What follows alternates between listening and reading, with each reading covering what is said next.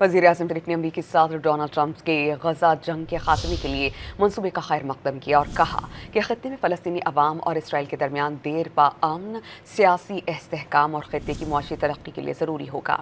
समाजी राबते की website x पर अपने पैगाम में वज़ीर-ए-आज़म शहबाज शरीफ ने लिखा कि उन्हें यकीन है कि खत्ते में अमन लाने के लिए अमरीकी सदर डोनाल्ड ट्रंप मुकम्मल तौर पर तैयार हैं। वो जंग बंदी के लिए अहम किरदार अदा कर सकते हैं। वज़ीर-ए-आज़म ने जंग बंदी के लिए अमरीकी सदर डोनाल्ड ट्रंप और खुसूसी नुमाइंदे स्टीव विटकॉफ की काविशों को सराहा।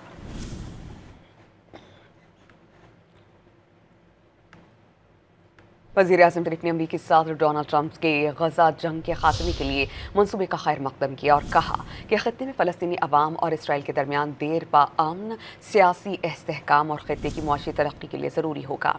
समाजी राबते की वेबसाइट एक्स पर अपने पैगाम में वज़ीर-ए-आज़म शहबाज शरीफ ने लिखा कि उन्हें यकीन है कि खत्ते में अमन लाने के लिए अमरीकी सदर डोनाल्ड ट्रंप मुकम्मल तौर पर तैयार हैं।